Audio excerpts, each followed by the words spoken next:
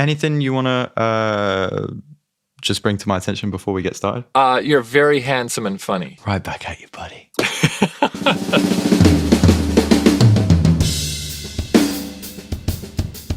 Damian Taylor, thank you so much for being here, buddy. It's a joy and a thrill. Always a thrill. It's been a minute since we sat down together. It has. You're the first guest on the Inspired by podcast. Let's go. Let's go.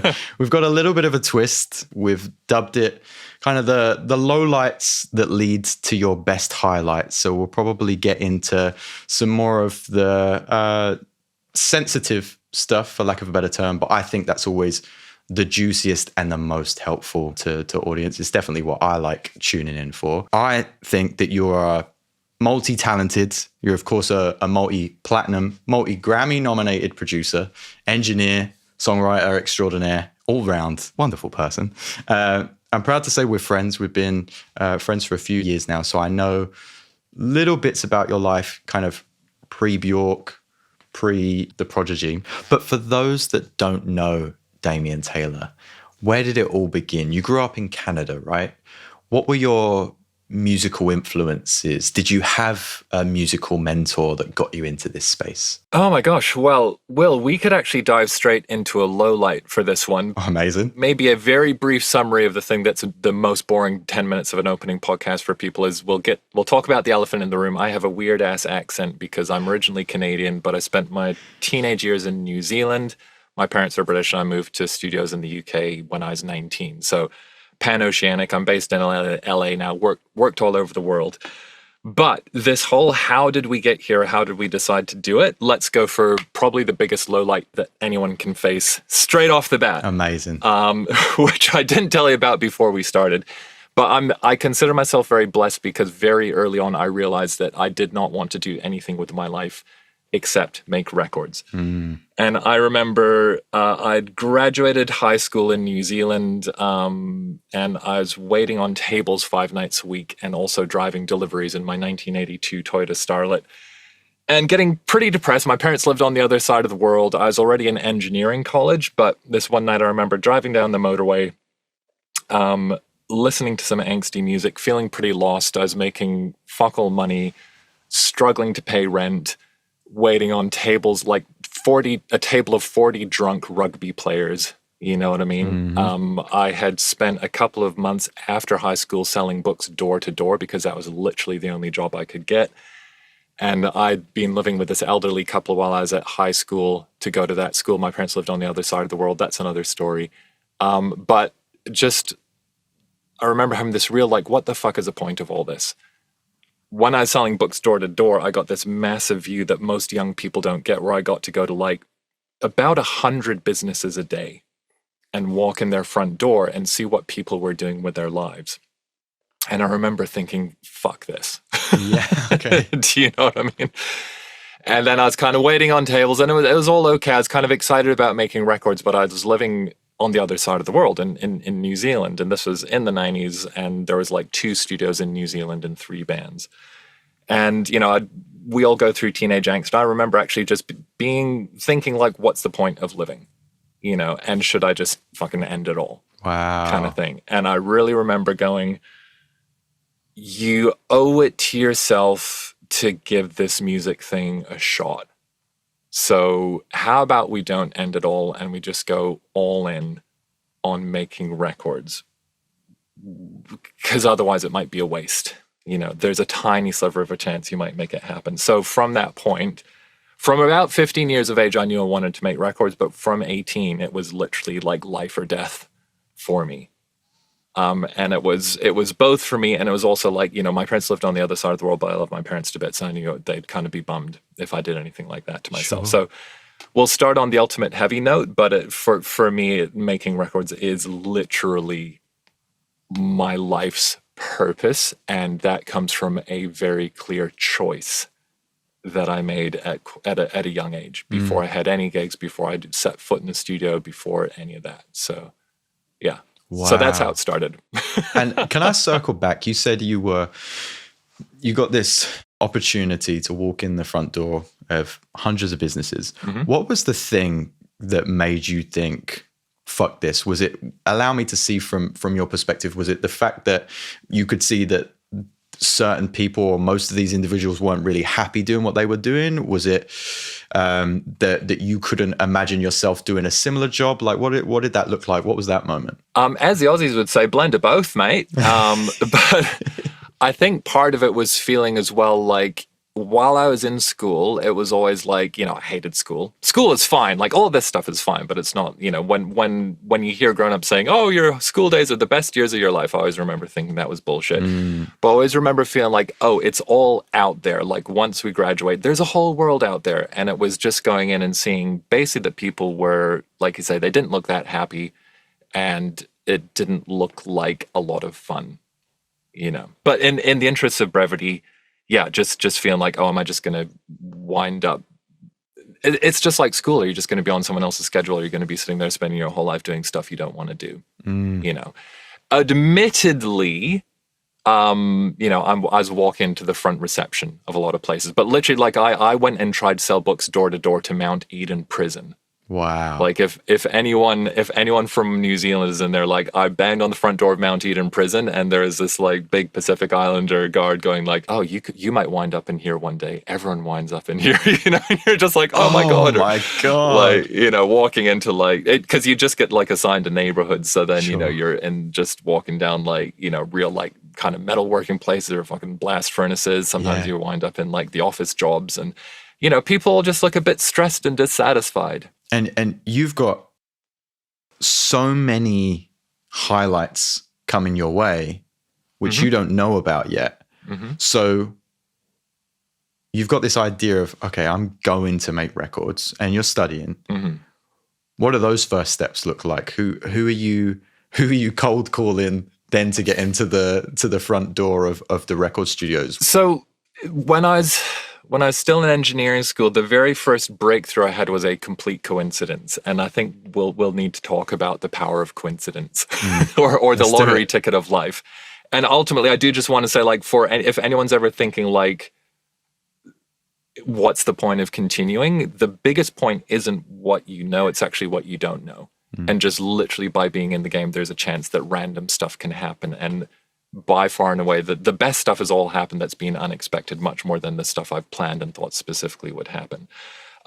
So as I was at Buffalo Bill's Music, I was kind of at the top of K Road, and that was like, it was a music store. They sold instruments, they had secondhand pedals and everything. I think it was actually a guy from Birmingham, Bill, who ran that place. And I was just in there looking at pedals or something, and I overheard a customer talking to him, and they're saying like, oh, how's the studio going? It's like, oh yeah, it's been great. Blah, blah. You know, I don't really remember, but it's like, oh my God, he's got a studio. And like, I'd never set foot in a studio beyond the School of Audio Engineering. And I just went up to him and I was like, oh, have you got a recording studio? It's like, yeah, we've got one up the road. And I was like, I'm an engineering school. I'd love to come in and help. Is there anything I could do to help? And he said, yeah, I don't actually, I just own it. I don't operate it day to day. And he gave me the phone number of a guy called Chris Van de Geer, who's a wonderful engineer, producer, musician. For the Antipodeans, he's also in a band called Stella, which happened after that. But I phoned Chris up and just said, hey, Chris. I was like, hi, Chris, my name's Damian, and I want to be a record producer. And he was so kind. He just let me come and sit in the corner. And he's getting so many calls as well. So the fact that he was like... It's funny, man. I don't know how many calls people get. Like, I know studios would get a lot, because normally I think we would think, oh, I want a job, I have to go to a studio. So this might have been some bizarre hack. But he let me come in with him on a few sessions in a few different studios. And that might have been the first glint of like, oh, when you actually see people working and you realize, oh, genuine, real human beings just like you and me sit down in a room and make something. And his actual energy and his disposition when recording is still a huge influence on me to this day. And funnily enough, actually, he was in LA about 6 months ago, and I caught up with him for the first time. Saw him for the first time in person in like 25 years, which was kind of amazing. But he was the first person to give me a break. And then from there, like, one of the random things was there's a post-production studio in Auckland called Mandrill Audio Post. And when I was finishing my engineering degree, like a year and a half later, or degree diploma, they just hit up SAE and they're like, one of our copy room guys going away for a month. So we need someone to just come in and and do tape copies. And this was literal 1/4-inch copies. I wound up getting that job, so I spent like a month in the back room of the studio doing like 1/4-inch reels and putting headers and tailors of like, 1/4-inch tapes that were going out to regional radio stations for, Kerrang, Happy, Toyota, right, or whatever. And also at the time they were doing audio like dialogue replacement for Hercules and Xena, the kind of like the TV shows. Mm-hmm. So that was pretty funny. And then through being in that studio, they wound up keeping me on a while longer. And I met this other composer who was setting up a studio, and I got on with him and his engineer. So I wound up working with them, just doing entry level, sweeping the floor kind of stuff for a year. But at that point, I was like, I'm still in New Zealand. There's 2 good studios and 2 good bands in the whole country. So all the music I was listening to was either in the States or in the UK. So I was like, I have to go to the States or the UK. My parents are British, so I was very lucky where we hooked me up with a British passport. And I went to London. That was my one gift, was like my parents we'd lived all over. We're a very travel-y family. So they were like, we'll pay for a ticket for you to go wherever you want to go. Wow. So I got a flight to London, stayed with a friend of my mum's for a month, got a job at Ask Pizza Pasta in Muswell Hill, and started banging on doors over there, basically. And that wound up being, I sent out 42 letters to the different studios. I found some early internet listing of studios in London, set out 42 letters, and heard back from one place, which was in a guy's living room in Brixton. Actually, I heard back from 2 places. One said no, and happened to be that this guy, his assistant, was leaving. I mentioned that I spoke French because I'm originally Canadian, so I did French immersion from like age 3 to 9 or something like that. So I had basic French. He was French, and he had a French band coming over, and his assistant, who was leaving, she was actually Japanese, so she was going back to Japan. So, and again, it was like, come in and make cups of tea if you want. So yeah, it's just, banging on doors, basically. Obviously, as you know, I was a music lecturer for, best part of a decade. And I used to say to all of my students, the best thing that you can do is meet people in person. And the second best thing is you can just offer your services for free. Like, show them that you're hungry for it, you're willing to work, you're willing to take notes, you're willing to do whatever. Because it does just start with that. Listen, you want me to sweep floors? You want me to make tea? I used to, when I was coming up, I'd always, kind of bottom off my email with like, and I make a great tea or coffee. Tea's very important totally. In the UK. Like, it goes a long way. So in Brixton, is that where you meet Guy Sigworth, or am I jumping too far ahead? That is where I eventually met Guy Sigsworth a year later. Yeah. So this studio is kind of fascinating. It was a back of sound on sound, 15 pounds an hour back on sound to sound magazine kind of place. But paradoxically incredibly well equipped. So it had like a 48-track AMEC desk, a 2-inch Studer, 48 tracks of ADAT, had a 16-track Pro Tools rig, pretty good mic selection. And the very first session that I did in there was actually Steve Severin from Susie and the Banshees was in with the singer. And Dominic, who ran the studio, again, I was hired to kind of make tea, right? And it was almost a bit of a step down from my previous job in New Zealand, but I was like, whatever, I don't care. I was like ready to pack boxes at Focusrite for 6 years if need be or whatever. And anyway, a few hours into the session, he just looks up at me and kind of shrugs and walks out of the studio. Didn't really say anything, he just left. So then I was kind of like, but for the listener, I'm making like a shocked face. And basically, I wound up engineering the rest of that session. So, and what was that? He had enough, or he was like, you can do this, or you don't know to this day? I honestly don't know. Yeah, it's interesting. Power happens. Yeah, he is an interesting guy, and I was probably a bit too young to learn many of the lessons I could have learned from him. But I do imagine, like, at some point he was like probably a bit over it. And I seem to be able to handle it okay enough with the clients. Yeah. So, but again, he didn't tell me beforehand. I was expecting to make cups of tea, so I was just kind of being attentive. I'd been waiting on tables for a year and a half, so as a good waiter, all that kind of stuff. And yeah, he literally just shrugged and kind of left. And there's some sessions where he's in for a bit, but I'd say by and large, like 80-90% of the sessions I did from top to bottom. Which was a crazy blessing, right? Because when I went to London, I was like, I want to work at Abbey Road, or, I was mad into like British electronic music at the time. So it was either Abbey Road or the Strong Room. Strong Room is like breakbeat at Abbey Road, as far as I was concerned, especially at the time. Could not get into any of those studios. It was like complete brick wall, right? But then wound up getting into this weird studio in a guy's living room. And I had like a full year of just engineering whatever the fuck came through the door, which is basically the last thing that you would get to do if you got a job at a bling studio. You would have to be on night reception for 6 months or something like that, and then you'd be a runner for maybe a year. And then, once I actually wound up working at a lot of these places, there's people who are still assisting 10 years later who hadn't even really got to engineer sessions. So it was this bizarre kind of experience bypass. But then the next low light would be like feeling like, oh my gosh, I moved to the other side of the world. About a year later, I was like, but I'm not meeting anyone. Right. I'm getting £15 an hour Back of Sound on Sound magazine gigs.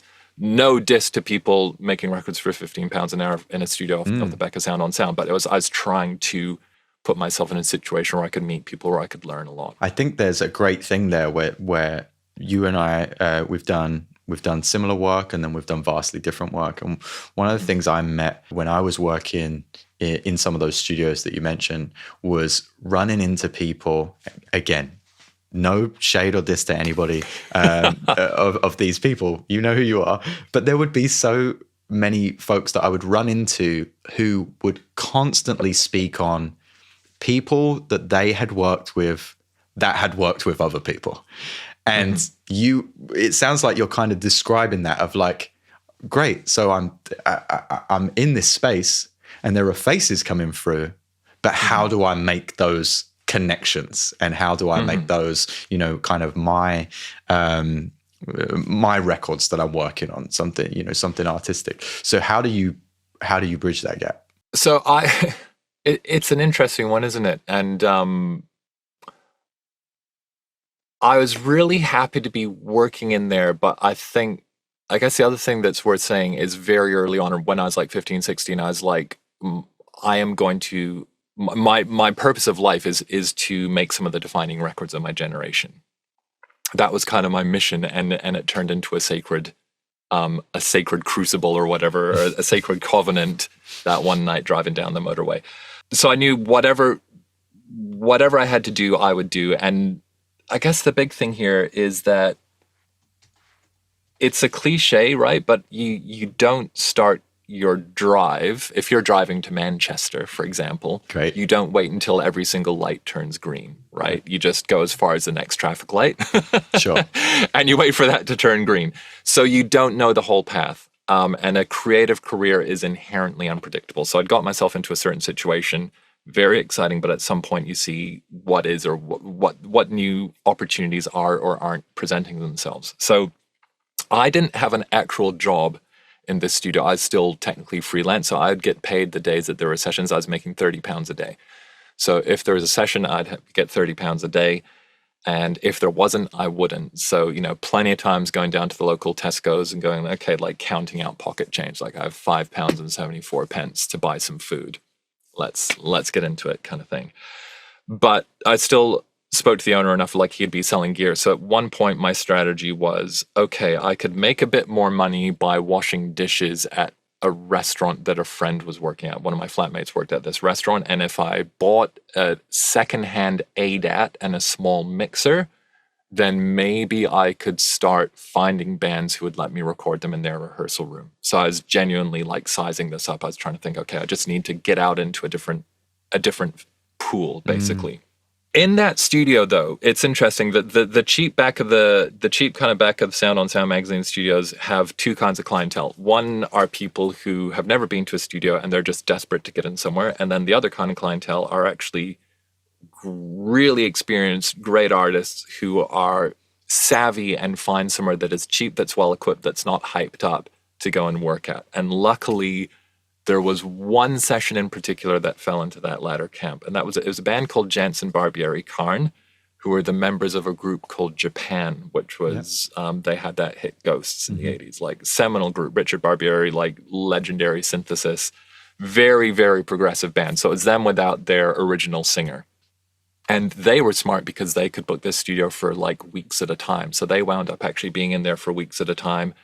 An amazing producer, musician, Masami Chishiya, I think his name was, over from Japan.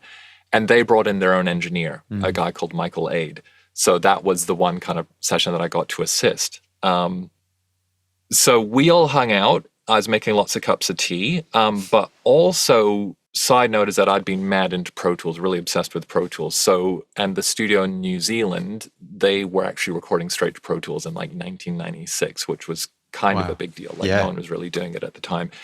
And as a result of doing audio post, I'd done a lot of editing and putting footsteps on people and Foley and that kind of stuff. So long story short is, for this project, I wound up sitting on the 16-channel Pro Tools rig, like flying around guitars. Like David Torn would send over a D88 from New York and we'd load it in there and I'd do Pro Tools editing. So that was a way of making myself very useful. And for your listeners who are under 40, studios did not have Pro Tools rigs until like 2005, maybe 2003. So everyone was still working on tape. So we'd put stuff over onto tape. So long story short, Michael Aid, this engineer, had engineered for this stuff a project with Guy Sigsworth, who's an incredible producer, writer, artist. And he ran into Guy at a gig, and Guy said, I'm looking for somewhere really cheap to do Pro Tools because I want to mess around with Pro Tools. At that time, if you hired in a Pro Tools rig, it would have, I think they were about £400 a day to hire in a Pro Tools rig. Or you could hire that studio for a couple of £100 a day with me included. So that was what Guy's looking for. So Guy came down there looking to experiment with something, and him and I got on like a house on fire, basically. So the trying to hustle up a new opportunity, I didn't wind up having to follow that one down. But at the end of a 3-day session with Guy, I asked him, hey man, I'm trying to go freelance. Do you have any advice? And he said, oh, I've got a bunch of projects coming up. I'd love you to keep working with me. So we just kept working together. And it was literally the next session was at Strong Room in Studio 3. We did a remix for Talvin Singh that got playlisted on Radio 1. The session after that was with Uncle, who were like huge heroes of mine. Like DJ Shadow's album changed my life. And on from there, you know. So it went from within a couple of weeks, like, I'm at the end of my tether, I'm going nowhere, I'm going to have to start washing dishes again, to meeting my heroes and working in my dream studios. I want to ask, this is a little segue, because this has been bugging me. So you and Guy Sigsworth, you go on to work with each other for years. And he said you had an unorthodox technique to develop and manipulate audio. Why? Do you know what that is? That's in reference to? Yes, we might cut 100%. this whole bit out, but like, no. Let's. I mean, we should actually leave it in so that your listener can hear how we bumble through stuff sometimes. Brilliant. But like, I do have to say, like, maybe we should just take 30 seconds. So if everyone has not heard about Guy Sigsworth, he's like this insane, almost savant level musical genius. So not an idiot savant, but like has perfect pitch. He read music at Cambridge. He could play everything. He could tell you to tune the snare drum up or down 7 cents. He would have an entire arrangement visualized in his brain and would just like have you slotted in. He was really actually he co-wrote Seal's first record. So Never Gonna Survive Unless. They wrote that in Guy's bedroom, and that got signed by Trevor Horn. So Guy's production mentor was Trevor Horn. Wow. Basically, so you have someone who's got like the most insane like classical music, early music level of musicality, who then comes through the system with Trevor Horn, and he toured with Björk for her first 2 records. He was her MD. So just incredibly talented writer, producer, all around genius. Very, very forward-thinking person. And he was really obsessed as well with like Scritti Politti and those super tight kind of 80s groups. And at the time, you still had to use a sampler. So we're talking like 97, 98 here. Sure. And he was like, an Atari ST with a sampler is not tight enough. But he had this hypothesis that you could edit stuff in Pro Tools with a degree of precision that you couldn't in a sampler, but do that in a multi-track way. While Guy was thinking about all of that, I had my 1 year being a stoner in my 20s. And when I say a year being a stoner, like on a Saturday night, I'd get high and listen to Solid Steel, Cold Cuts radio show. But living in Brixton under the arches, I think it's all gentrified now, but there would be lots of Caribbean dudes selling like VHSs of early Jet Li films and Kung Fu films. And me and my flatmates would like buy these VHSs, get a bit high on a Saturday night and like watch Kung Fu films. And I remember after, maybe 9 months, when I was thinking about this whole like, oh, I need to kind of move on and get out of the studio, I just realized every single Kung Fu film kind of has the same plot line, which is like someone's out in the streets thinking they're kind of tough. They get their ass kicked, then they find a teacher who teaches them some stuff, then they have to go back and get their revenge. They almost get to the baddie, and then they get their ass kicked. Their teacher finds them, and then they go back and like have a massive training montage. That's it. And the training montages were always super exciting. And I just remember this light bulb went off one night, and I was like, hang on. What if I could operate Pro Tools and the studio the same way that these dudes do their practice scenes? Like if I could be instinctive, like, cut, copy, paste. It was literally just like that idea. Cut to the montage of you unplugging mini jacks and 100%, 100%. It was like, what if I could bring that degree of intensity and instinct and form and precision and all athleticism, right, to making a record. And so, when I got back into Dominic's studio, I was like, okay, so how does this actually go down? And I remember looking at the Pro Tools rig, and it had a mouse mat, and it was the Digi-Design Pro Tools mouse mat, and it had, here are our suggested key commands for Pro Tools. Okay. And I realized that I only knew 10% of them, so I basically memorized the mouse mat. That's how I built my career. So I wanted to edit audio like Bruce Lee. Yeah. And a lot of that was even, there's a famous scene in Enter the Dragon when it's like, we need emotional content.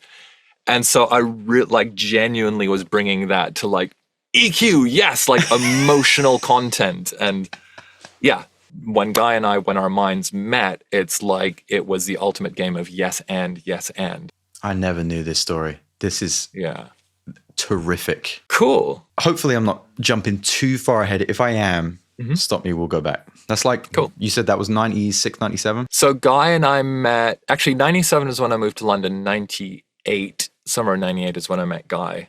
Okay. And interestingly, the fall of 98 is when Pro Tools released the first Mix Plus system, which was a quantum leap in terms of the amount of processing that a computer could do. Mm-hmm. And if you bought the £15,000 Mix Plus system, you'd have 8 inputs and outputs, you'd have a computer, and you could run 64 voices of audio. Oh my God. And put an EQ and a compressor on pretty much every channel and run 2 reverbs and a couple of delays. This is hilarious. And that was like, it's so like, we really have to remember what we take for granted now. If you're looking at Ableton Live Suite today, doesn't matter. 9, 10, 11, it doesn't matter. It's 4. like 4. It's like looking at the image. Do you remember that the first hard drive that was ever, it might have been the first computer or first hard drive, and they're wheeling it through the door of a building? Yeah, absolutely. That's the leap in such a short space of time. We're talking like 2 decades. Yeah. It's mental. Yeah, it's huge. I can't imagine you're conscious of that in the moment, of how groundbreaking this is and how exciting it is, right? It's all happening so quickly. I mean, I would actually say I was conscious of it because not necessarily conscious in a like looking back and seeing career strategy, but in terms of feeling like, from pretty much my first session with Guy Sigsworth, like, oh, wow, this is crazy. Right. Like, I haven't heard this. You know what I mean? Or this is crazy how easily we can do this. But a lot of it was, we were doing crazy stuff. But by October that year as well, like he was working with Björk. So I flew up to Iceland with Guy and we worked on the early stages of Vespertine with Björk. Most of the work is still on there.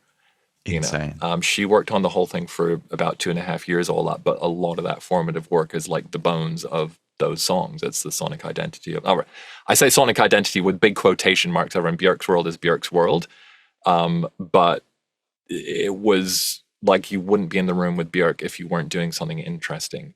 And when I'd sit down with other engineers or other producers and go like, oh, check it out, you can go boom, boom, boom. And you'd see them go like, what the fuck? Like you could see people's minds being blown, because if you're coming from 2-inch tape or an Atari and an Akai S3200 or whatever, like this is a whole different world. And yeah, I remember like when The Matrix came out as well, that there's that famous first shot where like Trinity jumps in the air and they do the time slice. Sure, yeah. Where like she hangs and like that, like there's, you know, everyone can do that now, no problem. But that was like the most mind-blowing shit in the world. And I just remember going, that's what I'm doing with sound. Fantastic. I love that. We could spend a whole hour just talking about some of those techniques. Like I've never really gone too deep on it with people. I would love to. We'll get you. That's maybe another episode. Yeah, we'll already get you in for round 2. This is a great segue. You work with Björk for a number of years, couple of albums, world tour. One of the things that surprised me is working on the world's first iPad-based album. Whose idea is that, and how problematic was that? How problematic. So just a brief thing for the listeners and a tiny lowlight thing. It was funny, working with Guy, Björk and I got on really well as well. We did a bunch of sessions together. Then Guy and I actually stopped working together. So we'd been working together for a couple of years by that point. Björk's team then wanted me to go and work with her on the rest of Vespertine. So they're like, we would like you to be her central programmer. It was great. So we're quite advanced in talks with that. And this is like, you know, God, 2-3 years after leaving New Zealand, or, you know, 2 or 3 years after basically like, do I end it all kind of thing. So it wasn't long for that to be a big change. Björk decided to stop working with Guy, or Guy decided they stopped working together as well. And then she wound up feeling like it would be unethical for her to keep working with me. Even though Guy and I weren't working together anymore, she was like, she felt, you know, she didn't want to muddy the waters. So basically I get the call. It's like, hey, you don't have the Björk album. And I was like, that was a shame, but that's a gut punch. It almost was, because I wound up getting on really well with Uncle as well, and they started phoning me up and asking just me to come in. So I was at Nellie Hooper's studio at The Matrix, and we were scoring Jonathan Glazer's first film, like Sexy Beast at the time. We were having a whale of a time, and like a week or two before, Uncle had asked me to be to join them basically full on as a silent member. So that whole thing was taking off when the Björk call came in. So I was like, okay, that's a shame. Like I was really looking forward to it, but I understand, had something else going on. So then there's about a 6-year gap before they called me up again. Right. Before we were in this hotel in Spain before the last show of Björk's tour, and she called a meeting. Like her management was out there, label was out there, and she called also me down and Mark Bell, who's a longtime collaborator of hers. Rest in peace, Mark. And she said, I have the vision for the next record.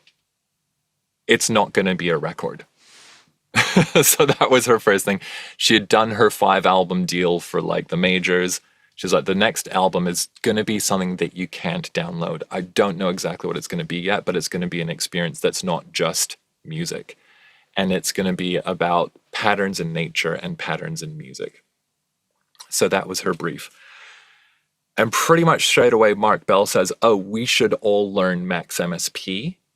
Okay. Because that lets you link up like music and visuals. I think she was talking about like maybe it'll be a show, maybe it'll be a performance, maybe she didn't quite know what it was going to be.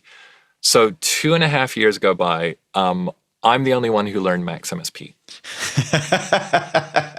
And a side note for that is Björk, before we went into that next record, she said, I would like you to do the whole next record with me, which I was like, that's amazing. You know, she'd said that earlier in the tour. Whereas on Volta, it would just be like, I'd get a call and say like, hey, can you come to New York for a week? Can you pop up to Reykjavik for a week? So it was always just very bitty. It was like a very kind of, even though I pretty much worked on everything almost continuously with the exception of taking a month out for my daughter to be born. So I knew that I'd be working with her for this big chunk of time. She said it'll take probably 2.5 years. And because I knew I'd be fully in her world, normally I like make beats and stuff like that on my laptop the whole time, but I felt like I'd be so deep in her world, I'd just be kind of cloning what she was doing. So I needed a different creative outlet. So I thought I would learn that. It'd be really useful for the project. I'll learn a new skill. Also, this album is going to be my opportunity to nerd out in a way that I would not get to as a normal freelancer. So when we were on the Volta tour, I was doing live electronics, and myself and Mark Bell, he was doing live electronics like beats, and I was kind of doing more musical stuff. We both had a device called the Jazz Mutant Lemur. Okay. And this was the world's first multi-touch OSC, open sound control device. They had a thing where you could build custom screens, and then they had a module where you could turn it into MIDI messages. So what we wound up doing was I had a custom screen for each song. We had 42 songs in Björk's repertoire. I'd have a custom screen for each song that would then be mapped to a live session. So actually, there's a song called Declare Independence, and Mark Bell was playing. There's like this big, distorted, noisy bass line, and his screen was one giant button that just... and he's just... engaged this effects patch. It just, sure. If anyone knows the song, it kind of goes, bah, bah, bah, da, da, da, da, beep, bah, da, da, da, and the button would make the shit all break up like crazy. Okay. That's a whole other tangent, but I remember thinking, this is such an incredible technology, and I'm using like 3% of it. So when I started learning Max MSP, I was like, okay, this is where I can start to really make the most of the lemur. So the lemur would do what they call bidirectional OSC, which means that it communicates in both directions. So a normal MIDI controller would just send you twist a knob and it sends it to the computer. And with the lemur, you could receive signals back, but normal MIDI control wouldn't do that. So I learned that whole language of how to build that out. This is all in parallel with Björk saying, I want the song to be about patterns in music, patterns in nature. So she's into patterns. Björk is a huge lover of technology. She's not a very technological person. Like, it was our running joke. She would still ask me for the entirety of the Biophilia project, oh, I have a MP3 attached to this email. Can you put it into my iTunes? So, so I'd be doing that drag and drop. She could edit in Pro Tools, but, she would still have me put on, effect sends and that kind of stuff. She wanted to use it for what she wanted to use it for, and she didn't want to get bogged down in any other shit. Like, I remember once trying to, do a microphone shootout, and it's just like, no, not interested. I'm busy making art here. Stop trying to fucking slow me down, kind of thing. So I was working with this very complex stuff, but so I was kind of really trying to figure out how could I make something which would be really intuitive for her to use, which would harness the technology, but basically give her an entirely different experience of making music. And that's a whole other tangent. But by the end of the album, I had built out a bunch of Max MSP patches. We had 4 lemurs. So we had this whole setup in the studio, which could write a lot of the songs. So there's very strange songs on that record which were written using these Max patches. Not all of them were written using them. We just got back to New York after spending 7 months in Puerto Rico. I'd set up the whole studio, set up all these, these 4 lemurs, and Björk got the first iPad on the day it came out, and she brought it into the studio, and she had this app that a guy called Max Weasel had drawn. I think it's called Sound Drop, and it would drop a little ball, and you would draw these lines, and it'd go bing, bong, bong, bong, and kind of bounce off these lines and play songs. And we were looking at the iPad, and then we looked at this thing that we'd spent 2 years developing, which was these 4 multi-touch controllers which would create music. Yeah.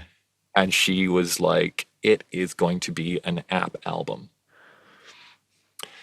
And so basically she literally contacted her 12 favorite developers, for who made her 12 favorite apps. And it's the incredible thing working with someone like Björk. They all said yes. And then the next year was so some of the songs, each song had its own app. Some of them we were pulling basically the entire structure of my Max patches into the program. Some were very simplified versions. Okay, so it did get put to good use then. Yeah, 100%. Okay. Yeah, all right. Yeah. Terrific. And there's so many layers to it. Björk wanted to also she was really obsessed with the idea that kids should learn music a different way to, the Western classical tradition. And what if kids could interact with music in this kind of very tangible way? And she felt like a lot of that was how she sees and thinks about music. And yeah, so that's how being part of the world's first iPad album happened. Goodness me. I know that this podcast is meant to be about lowlights, but that was a big highlight. Well, listen, you touched upon something that I wanted to remember to go back to, which I think is a terrific highlight, but probably comes with some life lessons as well. You said you took a month out when your daughter was born. What is it like juggling a music career, whether that be touring, whether it be freelance studio work, whatever, and having children and making sure that you dedicate enough time to everything? So this is a subject that I'm hugely passionate about. Full disclosure to your listeners, I have two kids. Myself and their mom are divorced now. We have been for 7-8 years. So I don't think that if you followed what I did when my kids were young, that I have the template you should follow. Right. But especially after our divorce, my ex is Australian, so the kids wound up moving to Australia. So I fly back and forth to Australia a lot. And thank goodness we're in the internet age. The kids and I are in touch all the time, and I now actually get to spend a huge chunk of time with them, because now I specifically take off. You know, if I fly to Oz to see them, I don't do any work, so I'm just being dad doing the school runs the whole time. So there's a really big mistake I made, which was thinking that the answer to this dramatically new phase of life, where I had increased responsibilities, increased outgoings, increased duties, was to use the playbook from the previous stage of my life, which was just work harder. I see. Part of how I wound up building all the relationships I did with everyone in my 20s was like, I was delighted to not leave the studio for 3 days at a time. You know, I was delighted to work 18 hours a day. I had a massive golf ball-sized callus on my wrist from like mousing on a pine desk. So I was all in on the kind of macho, like, just work harder thing. So when my kids were born, they're born 5 years apart. So there's a lot of nuance in this. We moved a couple of times and they're trying to sort it all out. But basically I was just like, I have more responsibilities. I have to work harder. And I just like burned myself out more and more and more. And really, since the divorce, actually, I remember the first time I went down to Oz to hang out with the kids. I didn't have a lot of money at the time, so I had to fly to the other side of the world, rent a house, rent a car, not work for that time, be paying rent on my place back in LA, or back in Canada at that point. That was before I'd moved to LA. And I found this cheap railway car that was on a farm for the kids and I to stay in. It's kind of, a cutesy weekend thing, and they're young enough for it to be fine. But I remember like lying in the middle of the night in the dark, staring up at the ceiling in my little cot in this railway car, going like, just being completely overwhelmed, going, I don't even know how to set a goal. And I literally Googled how to set goal. Really? Because I knew that I was going to have to like sort out so many things. Previously, everything was just about like turn up more hours, nerd out deeper, nerd out harder. But now it's like, okay, realizing I'm going to have to take off like 2 months the year plus, be on the other side of the world, is going to have to be organized on a whole other level. So basically that moment of going like, oh boy, and Googling how to set goal wound up being like the sharp end of a wedge that has completely transformed everything about how I work, everything around my creative process. And also the time when the kids were young, in an effort to try to find the best situation, my ex and I wound up moving to Canada. And we wound up in Montreal. We spent a couple of years based on the West Coast, north of Vancouver, when I was still working with Björk. So I'd be flying back and forth. And interestingly, the situation with Björk in many ways was quite good, because I did this tour with her, and compared to normal freelance life, it was like a steady 9-to-5 job, because it was predictable and consistent. So when my daughter was really young, that was really great. It was a phenomenal experience. So this ongoing experience with Björk was wonderful, but basically there'd be times when I would fly to wherever she was working, so I'd be away from the family for a week, 2 weeks, a month, sometimes 6 weeks, And then there'd be times when I'd be back home with the family. So freelance me was thinking, this is brilliant, this is no problem. Whereas my ex was like, I'm on my own in a tiny village on the west coast of Canada. I don't know anyone, and I'm with a screaming child. Yeah. You know what I mean? So we wound up moving to Montreal because she decided that she wanted to go to university. So good universities there. A whole side tangent about, you know, her not having no status in Canada for a year and a half because we were told just go to Canada, then apply for a visa. Oh, and goodness. Then that's a whole other thing. So, you know, eventually we sort that out, and I wound up building basically like my dream studio in Montreal. So one of the reasons I chose Montreal is like a great city, but it's also like the Berlin of North America in a way, cheap warehouse space. And that was actually part of why we left London, was feeling like, I mean, I know you're not in central London anymore now, right? Well, it's correct. Like the UK in general, there's not a lot of the space to money ratio is not that favorable.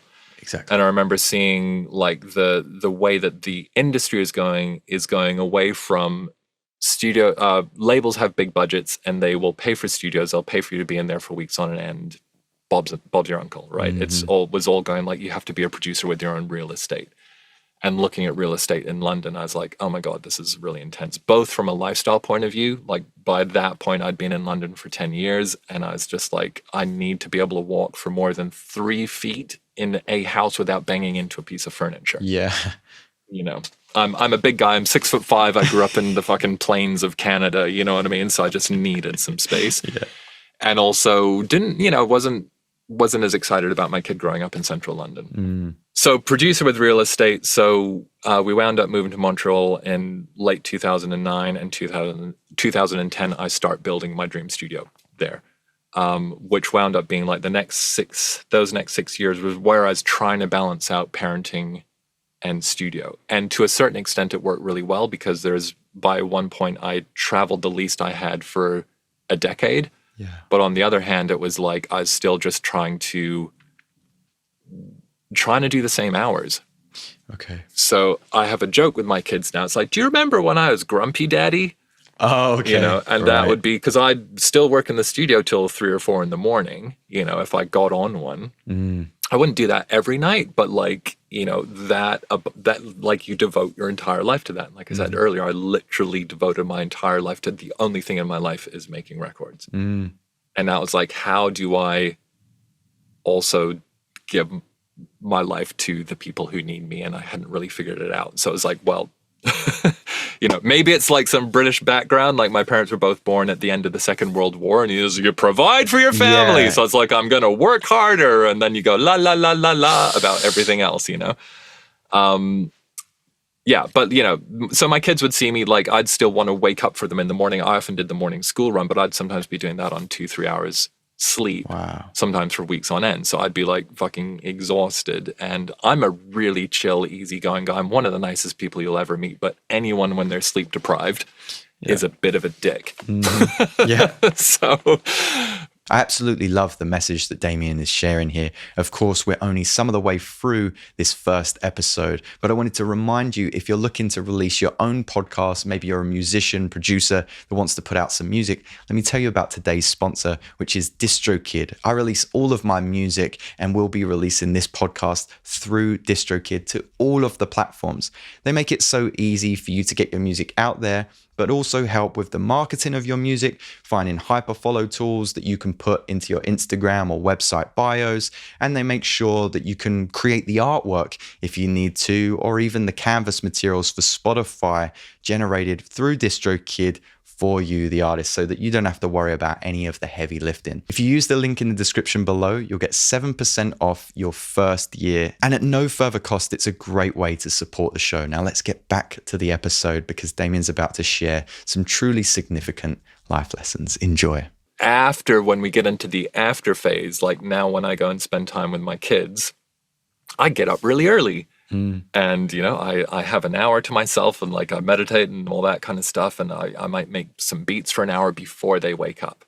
And then it's like, then you're kind of present and you're ready to go with them, you know? So there's a lot of changes that I made around there, a lot of changes around how I run my business and everything, which are much more conducive to a sustainable, happy, balanced person.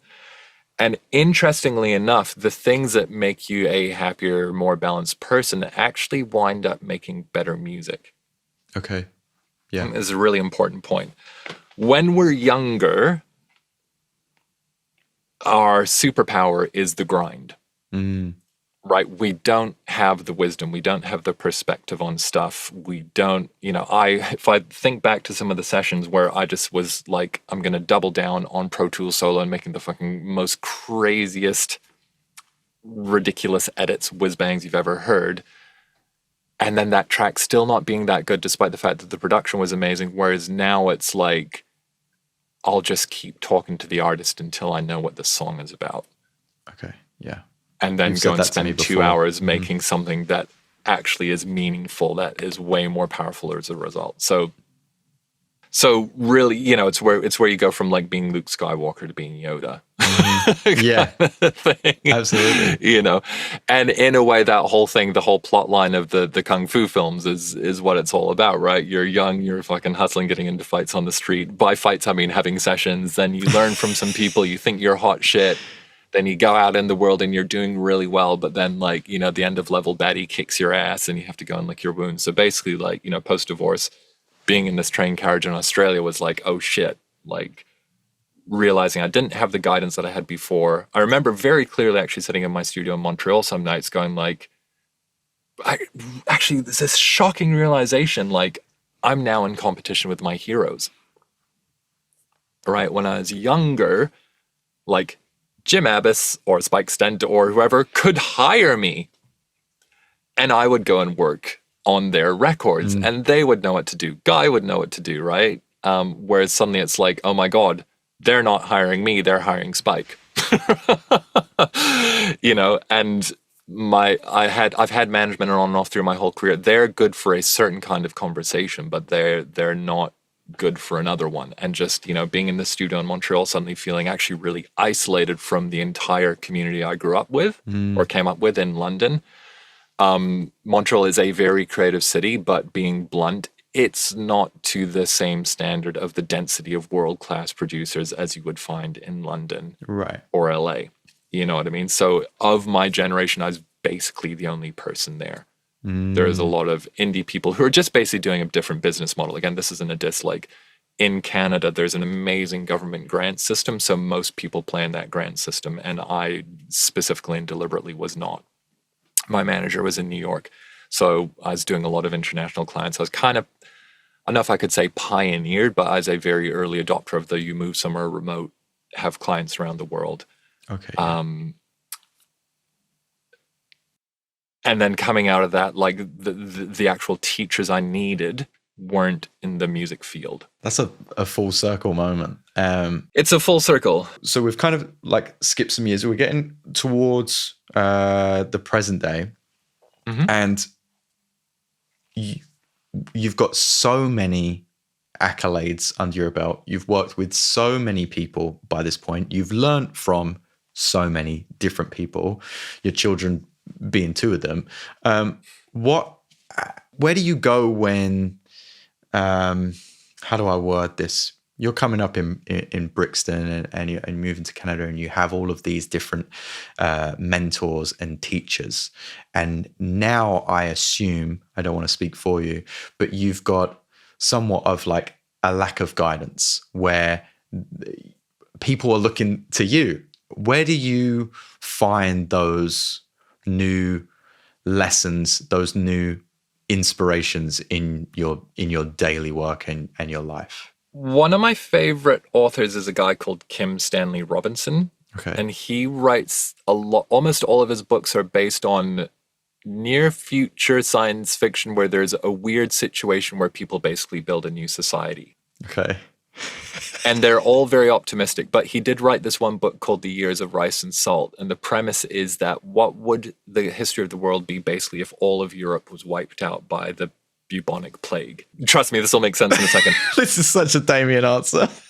There's this big narrative about how the Islamic world and basically the Chinese dynasties start overlapping. Okay. And there's some friction and all that kind of stuff. But there is a key thing it's like an offhand statement in this book that stayed with me forever. And it's basically that like growth happens where two differing ideologies meet, right? Where you get growth from different influences. It's one of the things I love the most about moving to London was for me as someone who'd lived in New Zealand, which, I mean, Auckland's a relatively diverse city, but for me, walking out the front door in Brixton and there's people from Africa, there's people from Europe, there's people from South America, there's people from the Caribbean, there's some Scottish people, there's some, just like the sheer number of people is so inspiring. Yeah. Effectively, like this also came on the back of, a decade of gear space and a decade of like, I remember the first time that like you could look online and see, is this the right preamp? And then you'd find someone saying, no, that's not the right preamp. And it'd be like, oh, thank God I found out this isn't the right preamp, Yeah.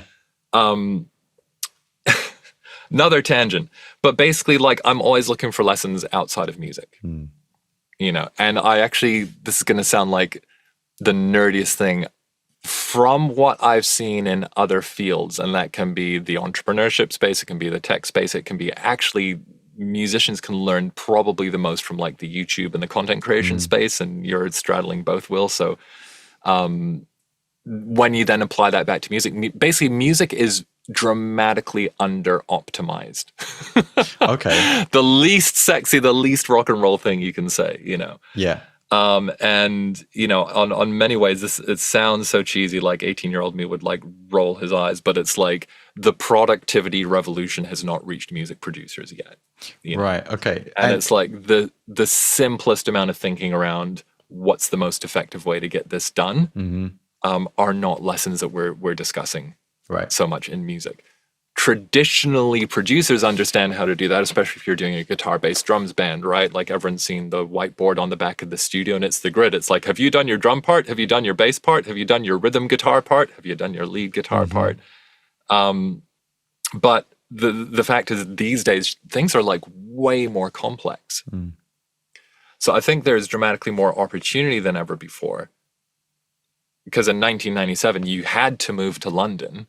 Yeah. And you had to be lucky enough to get the one letter in 42 that happened to have someone who'd left that you could get an opportunity to come and left. You'd have to wait for 6 years for someone to stop working with Björk for you to be the next person in line. Absolutely.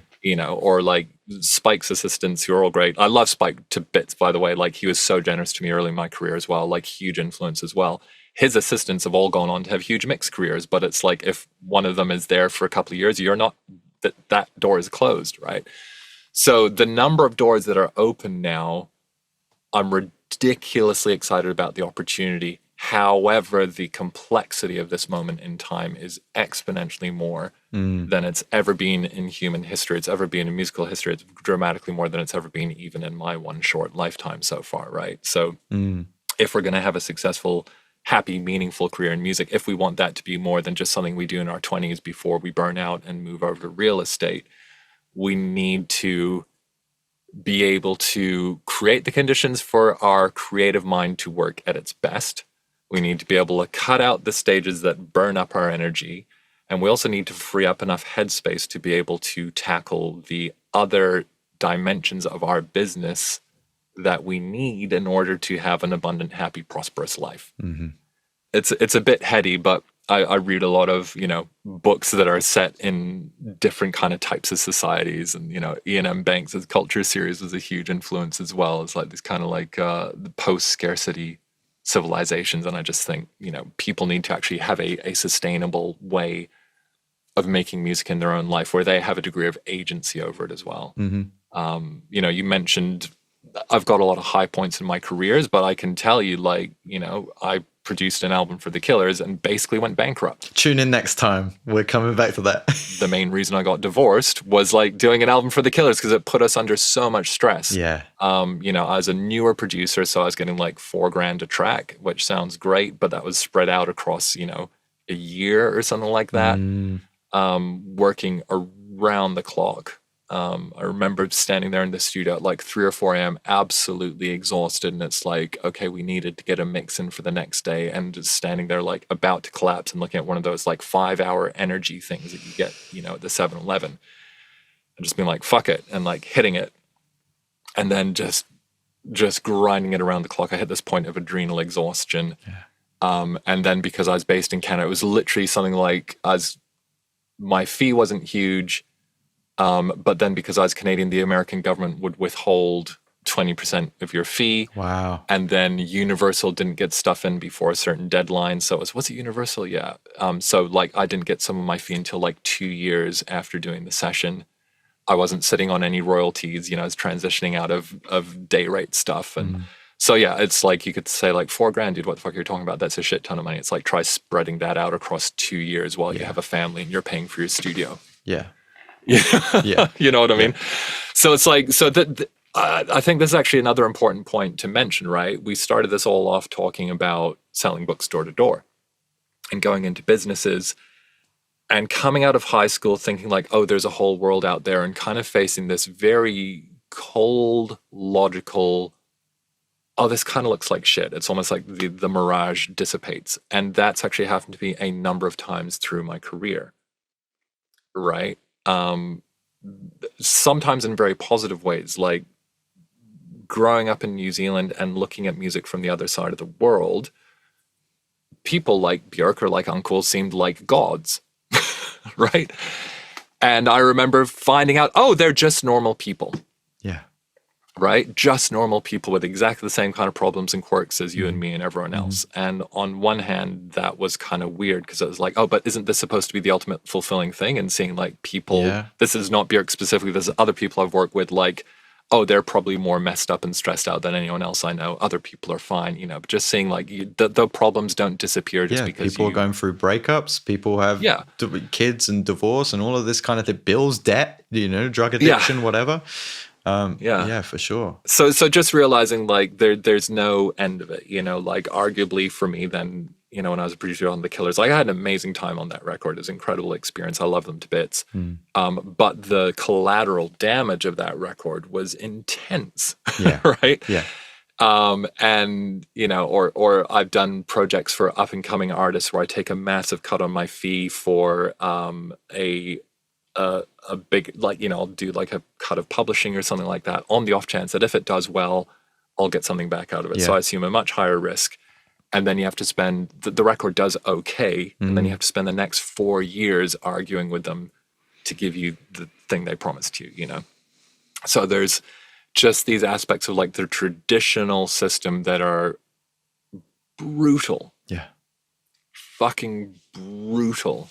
And, the main reason my ex and I, like, we got on fine now, the main reason probably that we're divorced is just like the lifestyle of being freelance. And this is not something she wanted to do. Fair enough, So it is an interesting moment in time right now where I think like the opportunities for us to just have a lot more agency over our own boat. You know what I mean? We're a lot more captain of our own ships.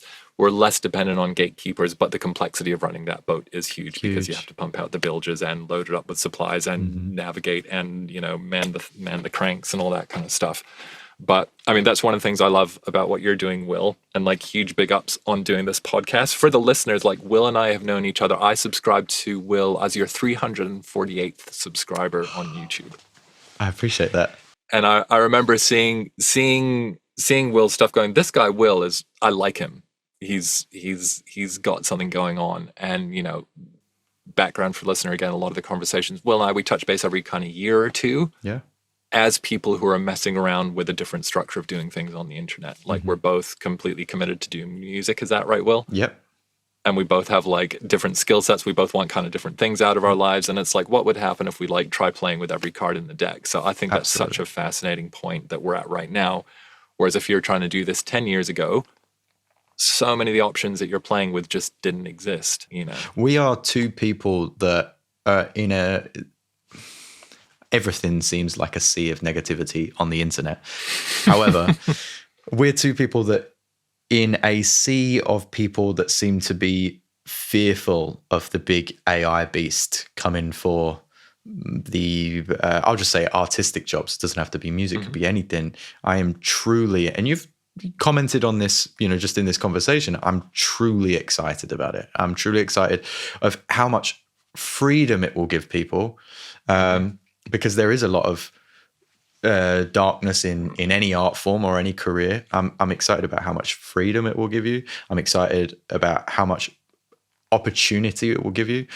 From what Björk said about giving young producers or new producers this hands-on approach to music and to open their ears to sound design and do it in a really hands-on way or a more educative way. Or if you're a kinesthetic learner, you get that. If you're an auditory learner, you get this. I'm truly excited about that. You actually gave me. I remember our first, because you saw my content. A mutual friend of ours put us in touch, and you hit me up real soon, and you gave me one of my first lessons, because that was back when things used to be faceless, and I didn't. I was just. I think I was speaking, but I wasn't on camera, and you were like, "You just got to have a little bit more LA about you," and just and I remember that to this day. Yeah. Anytime that there's a little bit of struggle there, I think, a little bit. What would someone in LA think of themselves? And I just, it's not egotistical, so to speak, but it's just kind of harnessing that inner artist, and just going, okay, how would I feel about myself from the future looking at me? What kind of pep talk would I give me? So I thank you for that. We have, I'm getting you back, buddy. There's so many questions that I have and so many tangents that we didn't follow to the end. But both of our audiences are used to that by now. We've gone from the lowlights and we've gone through some of the highlights. What does life look like for Damian Taylor right now? Every day I wake up and feel like I've died and gone to heaven, Really? And well, yes and no. I'm very, I live in LA now. Every day is hot and sunny. It's pretty rad. The pandemic wound up being this really, how do we call it? It gave, just like when I was working with Björk, that gave me the space to nerd out in a way that I'd never done before. The last few years gave me the space to address a couple of questions that had really been bugging me for a few years. And I put some solutions in place that I'm still really excited. I'm very happy about, that are working really well, but they're still so embryonic. It's still such early days. So maybe we can tie into that a little bit. A low light. My dad died in 2019. Oh no, you set me up for laughter and then gut punch me with that. I'm so sorry. He would love that. It's good. It's a proper British sense of humor. It doesn't get funnier than that. In 2019, they discovered a tumor on my dad's brain. I went and looked after him for the last 4 months of his life, which is a very beautiful process. He was very at peace with the fact that he was going to go. So it wound up being this really beautiful opportunity to basically steward someone through the end of their life. I was his primary caregiver, and New Zealand has a good health system, so there'd be nurses that would come over to the house a few times a day, but I was trained up in how to lift him up in a crane and change him and all that kind of stuff. And also at that point, to take a few months out of my career and just be there for my family was wonderful. But while I was back in New Zealand, we were in this town called Nelson, or my mom's still there. So I was a teenager from age 13 to 15 in Nelson, and that's when I really discovered records. It was when I was 15. My first engineering job was in Nelson, engineering Ray Gatenby's country classics on a Friday night on a public access radio station. I had my own radio show for a little bit as well. New Zealand is one of the most isolated countries in the world. It's a 3-4 hour flight from Australia. It's down in the bottom of the South Pacific. If you keep going south, you hit Antarctica. If you go east, your next stop is going to be Easter Island or Chile. If you go north, the Pacific Ocean is very big. And Nelson is in the South Island of New Zealand, which is one of the least populated ones. It's a region of about, I think now it might be 60, 70,000 people at the time around, when I was a teenager, 40,000. It's a 6-hour drive to Christchurch, a 2-hour drive to Blenheim, whatever. But it's very, very remote. So I got to go back, look after my dad, and I was thinking about a couple of things. One was just that I knew I needed to do things differently with the internet. I needed to rethink how I was using the internet. The other thing that came up was I was at the stage of my life that Guy Sigsworth was when I started working with him. I was at the same stage of my life that all these people who hired me, all these people who taught me were at. But technology had moved along to the point where I could just do everything on my own. So I was no longer working in a big studio. I didn't have assistants. I wasn't passing on what the blessing I was given, because you could do a direct before and after with me being in these, like before me working with Guy and after me, like even 2 months of working with Guy was like night and day in terms of what I could do on my own. So if it hadn't been for being able to be in the room with all these people, I would not have a career. And I was cognizant of the fact that I wasn't passing that on to anyone. And cognizant of the fact that most of the people in the world can't just move to London. Most of the people in the world, even in London, can't get into those studios. So those two ideas were rattling around a bit. This is getting back to how's life for me right now. So when everything went into lockdown, I was back in LA. I was just like, okay, this is my opportunity to fuck around with the internet a little bit differently. My son living on the other side of the world at the time, him and all his friends were playing Fortnite. So I play online video games with my kids, and particularly with my son. With my daughter, we mostly would talk and listen to K-pop. And I was convinced that the reason I was shit at Fortnite was because I didn't have a good enough graphics card. So I wound up, like, my YouTube algorithm was kind of full of like graphics card and PC building stuff. Yeah. And through that, I wound up seeing some channels where they started talking about live streaming. And also, actually, because I'd spent all this time in New Zealand, there's 2 projects that I hadn't finished. And I was like, oh, I wish I could just like beam what was happening out of my studio to these artists, because one was in the UK, one was in Australia. So all these things made a confluence. And so I started streaming on Twitch during the pandemic. That's around the time that we met. Yeah. And basically for like 2 years, 3 times a week, every single week, I'd be online for 2 hours. And I just started talking to people around the world about making records. And as a result of that, they're like, oh, you should have a Discord server. And I fired up a Discord server. I was like, I hate this. This is fucking terrible. Like, you can't have a proper conversation. I feel like I'm on meth or something like that. So I wound up finding a platform to build the Complete Producer Network. Yeah. Which is basically built on these ideas from Jaron Lanier, where he was talking about, like, there should be communities online whose business model is not, we are going to use you as a large statistical data set that we can predictably manipulate for the benefit of advertisers. So I built this thing on just there's platforms. That's the amazing thing about this day and age, right? You can go and choose a platform that has the technology you need and set it up. Absolutely. So I set that up, and as a result, I was doing track feedback every week or 2, and so I listened to hundreds and hundreds of songs from people on the internet, gave the same type of notes that I'd give as a producer if we were in pre-production, and I figured out that there was a lot of recurring problems, and actually a big breakthrough I'd had in my own production. We'll say that for another time, that I could turn that into a system to teach it. So I wound up building an online course that funded the network. So if you go into the Complete Producer Network, there's no flashing banner ads or anything like that. And then that let me spend more and more time on the network. So then I also was like, what's the other thing I really miss from working in big studios? And it was actually just when you bump into people and you have a chat. Yeah, the kitchen. Yeah. The kitchen, exactly. Yeah, like, the first time I met Spike Stent, he was very nice and he chatted with me and he told me a whole bunch of stuff that I carry with me to this day. I met so many people where you have that. And I'm like, the internet is incredible for information, but there's a certain aspect of my experience that I found in working in these environments where it's not replicating it. So I was like, how do I bring that to it? So I wound up setting up what's called Damian's Online Studio. And I basically wanted to do, I used to be able to just walk into people's sessions and listen to them while they were working, and I used to be able to talk to them in the kitchen. So we straight up have a weekly live call. Anyone can bring in anything at all that's on their mind, and we just mind meld it. I have Grammy-winning engineers in there. I have people who are making their first record in there, and that's exactly what it's like in a studio kitchen. And then, I figured out a thing with clients. If they don't have my normal mix budget, then one of the things I'll do is I'll give them a reduction in exchange for the rights to stream their sessions to people who are in the studio. So, I was mixing a woman from San Francisco this week who's done it's kind of like jazz ensemble with Chinese guzheng and string sections and all that kind of stuff. Then I'm mixing a record for Justin Beretta this week, which is like West Coast breaks. So, it's all these different genres coming through. So I set that up. Then everyone's banging on about mixing. So I wound up making a mixing course. And more recently, people who'd been through all of these were like, hey, Damian, can we work with you one-on-one for a bit? I've got this really intense season of stuff coming up. Is there a way that we could do that? So I also built a structure to do that, which kind of, it's interesting hitting the point of going on. The most valuable thing a true record producer brings to the table is nothing to do with any of the equipment. Yeah.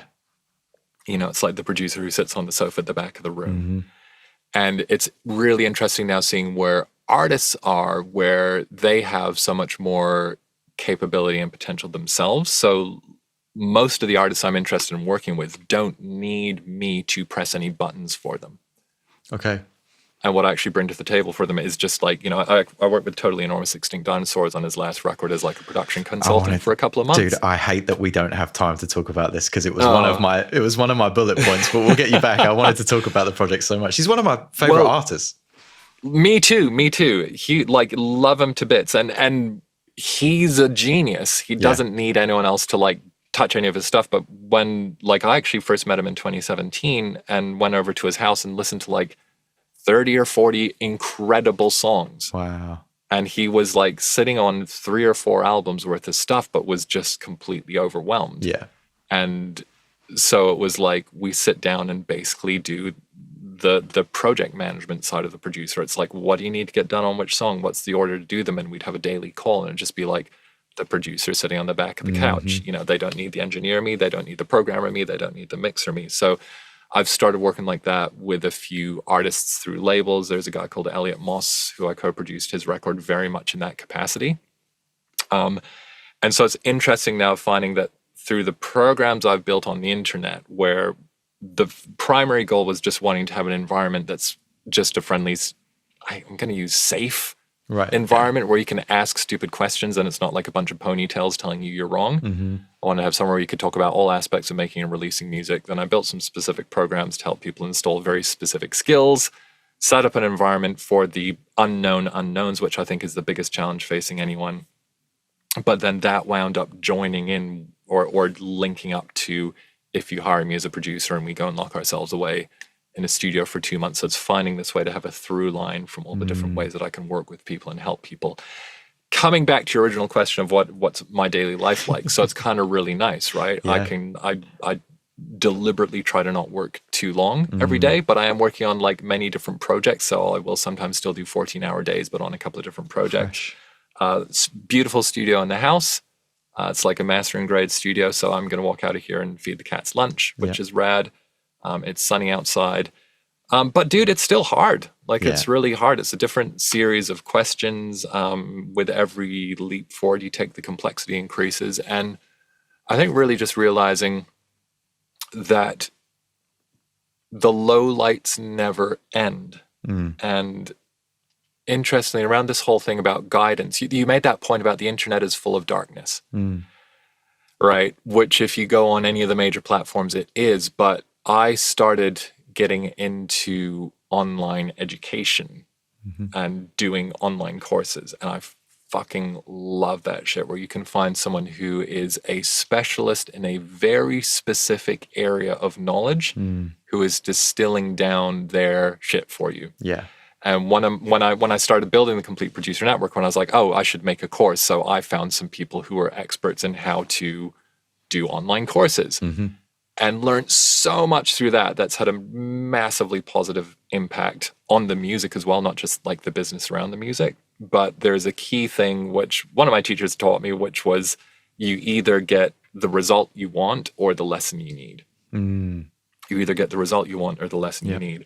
So increasing the more times you have these lowlights, it's now becoming almost instinctive to look at every shitty moment as an opportunity for growth and as a moment that is going to move you forward, a moment that's going to make, it is a cliche to say what doesn't kill you makes you stronger, but maybe it's more accurate to say what doesn't kill you makes you smarter.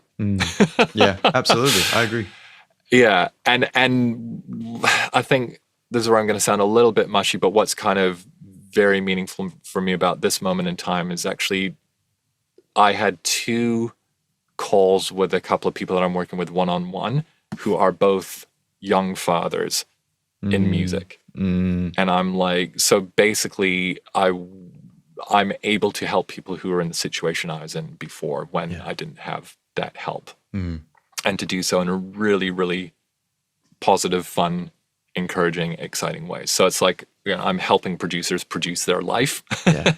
And it's really nice thinking about the whole 360 of someone's life. And whether, if I'm talking to an artist who's in their 20s, I'm thinking about that with them. And I love that whole conversation. Like, what are your bigger goals with the music? How's your life going to look? How's this record going to impact your next tour? Yeah. Not just what kind of snare reverb are you into at the moment, and then that naturally filters down to what your snare reverb is. Yeah. So it's just really exciting for me now just to be working on music in this way where I feel like I'm able to have a positive impact on the whole 360 of not just someone's music, but their life in music. We did it.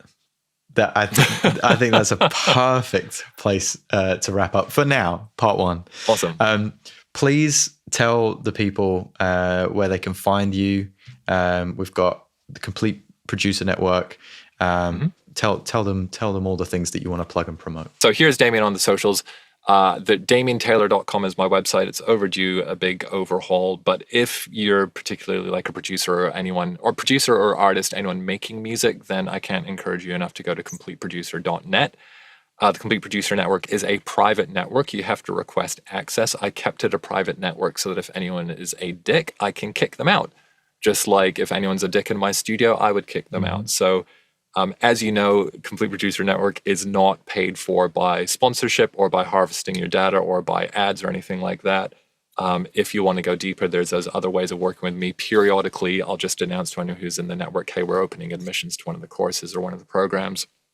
I'm working a lot behind the scenes to make that all smoother. I've kind of been building it all ad hoc as we go while still trying to keep up my day job as a producer and, building out all this other stuff. So yeah, but TLDR, just go to CompleteProducer.net, hit request to join.